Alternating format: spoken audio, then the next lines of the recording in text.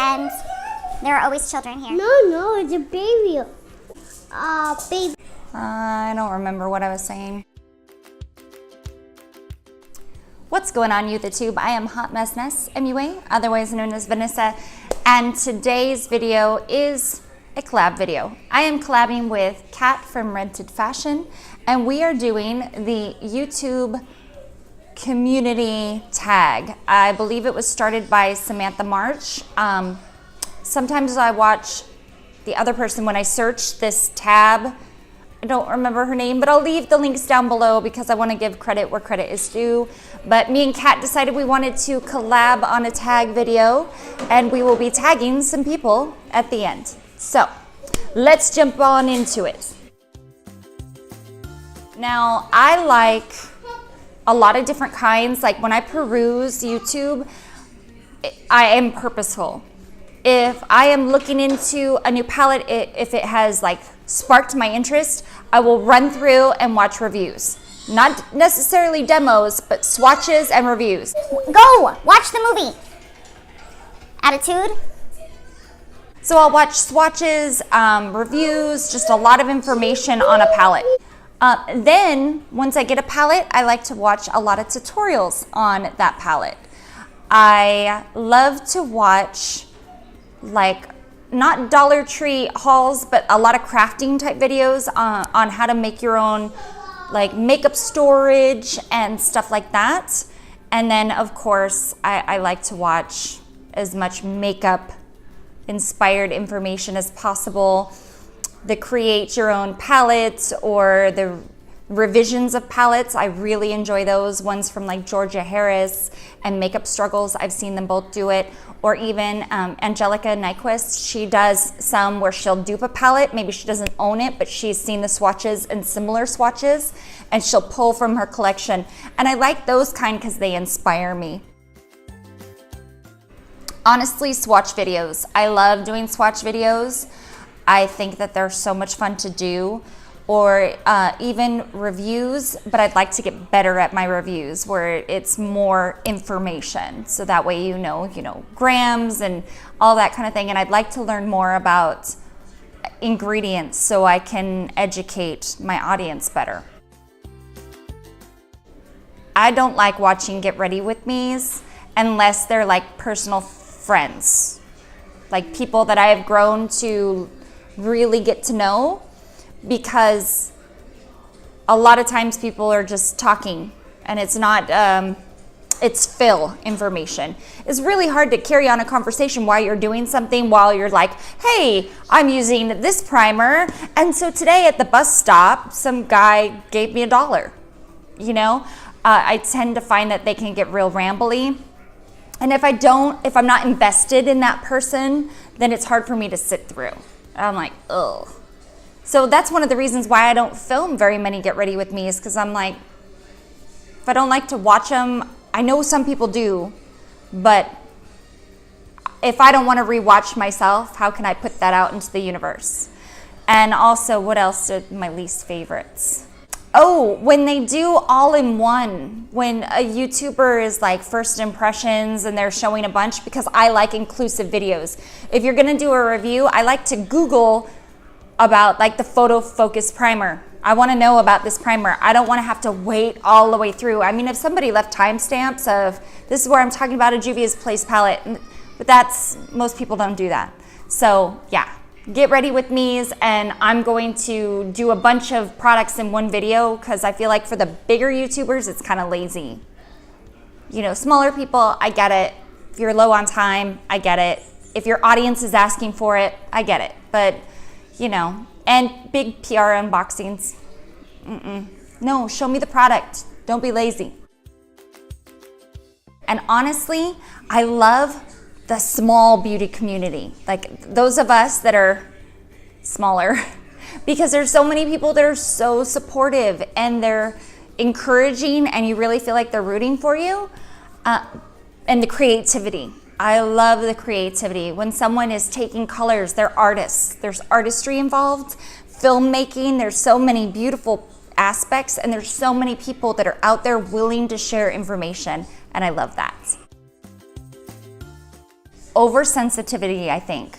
We're so afraid right now to say anything that it's gonna be twisted. And this is big people and small people. For example, and I hope I don't get too much heat for this one, I'm definitely on board with everybody being upset about the Tarte Shape Tape because Tarte is a huge brand.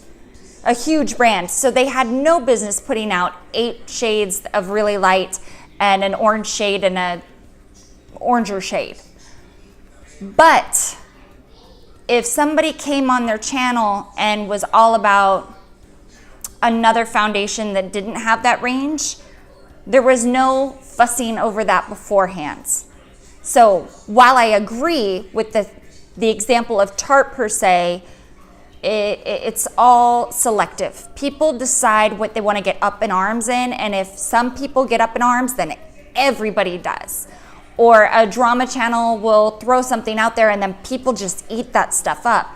And while I enjoy a good drama video, I take everything with a grain of salt. You know, I pick information and I really look into things before I draw any kind of solid conclusion. So when people they hear one thing and then they just ride with it, that bothers me. And the blatant bullying and then also not being able to just say your feelings without worrying about hurting everyone's feelings, and then you constantly have to apologize. So that if we could just be more of ourselves and having to be less apologetic for every little thing, I think it'd be better if people just didn't click if they didn't always like the kind of person you are. Instead, they kind of keep going back. And I don't have that kind of problem as yet because I'm smaller, but you can see how that will become something. So that's it, my least favorite part. The oversensitivity or leading to people not being able to be authentic. Okay, so I kind of been through this before, but I'm a theater major, I do a lot of acting, I've produced shows, and it's just that artist mindset. I also have done, makeup for film, I have my IMBD credit, and when I got into the makeup aspect harder on is when I went back to work. And when I had money to spend, I became obsessive about eyeshadow palettes. And then there became a point where I'm looking at all this makeup, and even for the small amount of, side makeup work that I did, it was like, what else do I do with all of this product? And I gave me a purpose. I can take this product and I can talk about it, and I can review it to my friends, or I can create looks for people. It was really hard for me to get into the tutorial aspect because I didn't know how, and I didn't want to put up like garbage content, but I am starting to forgive myself and be like, you can put things out there, and as long as you're improving, it's okay. So that's what inspired me to start my channel. It's that performance aspect, the community aspect, and creation all in one. I am inspired by my friends because when they push themselves, I do as well. There's a few smaller channels like Jenny's Beauty. She has great ideas. And Kat from Rented Fashion, she inspires me because she thinks outside of the box and is thoughtful with her purchases now and sharing that information with us. Kayla's Ways, she's a sweetheart. Bigger people, I am inspired by Georgia Harris because she creates things and does boxes and makes this Beauty and the Beast palette of what she would want, and it makes me think. Angelica Nyquist, because she's constantly doing stuff that the big guys should be doing, and she has a full-time job. And then of course Makeup Struggles, because she runs her mouth and she's unapologetically herself, and I love that. And then there's some bigger guys that do inspire me to be more vocal. Stephanie Nicole, Jen Loves Reviews, and you guys know that I do enjoy a good Jeffree Star video. I think when it comes to this community, I would like to change the audience to understand when someone says something is sponsored, that you can still respect that because they were honest about it. As the consumer, they automatically go, oh, that's sponsored, and therefore you're lying. So it's like, for the creators' end, it's like they can do no right, you know? As far as the creators go, I'd like to see a little less ass kissing to these companies because they don't want to ruin a brand deal or, you know, not be able to go on a big fancy trip. I think if brands were more subjective to the criticism, instead of just knocking somebody off the PR list, it would be a lot better. So if everybody was allowed to be more honest, I think, would make me happy. The one thing I'd like to change within the beauty community. This would be my number one thing. Besides, be yourself, but there are some key things that make you watchable. Know what you're gonna say, and I'm not saying script it, but rambling can be very boring to watch. Let's be real. If you're just, but it's okay to take some time to think about the kind of things that you want to say and then deliver them. And of course, be yourself, but think about what you're going to say. So that way you're watchable. And the most important thing, I think, to get respect from other people, don't go in someone else's video, like a big guy even, and start asking who wants to support each other. Those big people had to get somewhere somehow, and it just seems kind of disrespectful. There are groups on Facebook that you can collab or you can meet other people, and I feel like that's the best way to go about it. Nobody made it huge on YouTube from going under Laura Lee's video and being like, hey, come check out my channel. A lot of us have channels.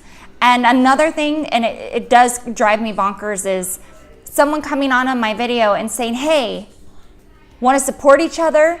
And I fell into that trap in the beginning where I was subbing to everybody that did that and trying to watch their videos only to realize that they weren't subbing back. So subscribe to people you want to watch, be active in their comments section, and they can easily click your profile and be like, oh, you have a channel, I'm going to check you out. Or there's ways to put it like, oh, I made a video about that. I love how you talked about this, this, and this. Let people know you're actually watching their content, and then they'll be like, oh, you're a creator. But this whole sub for sub stuff, it's no bueno, guys. It's not gonna make you YouTube famous. So just start small. That's what we're all doing. And, you know, flooding a small creator's channel like that, it's not cool.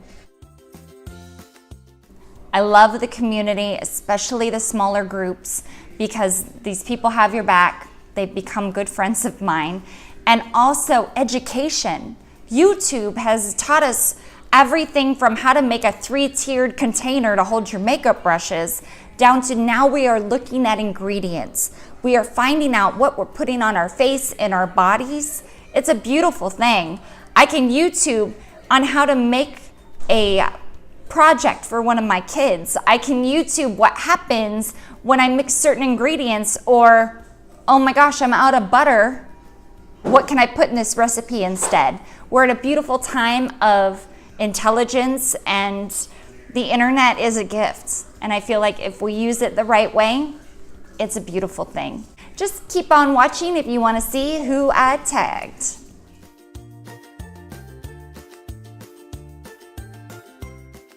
Don't forget to go check out Kat from Rented Fashion and let her know Vanessa sent you. Send her some love on her collab video. She's a beautiful, wonderful person, and she's a fantastic creator too. As always, thank you so much for watching, and we'll see you guys in the next video. Mwah. Bye.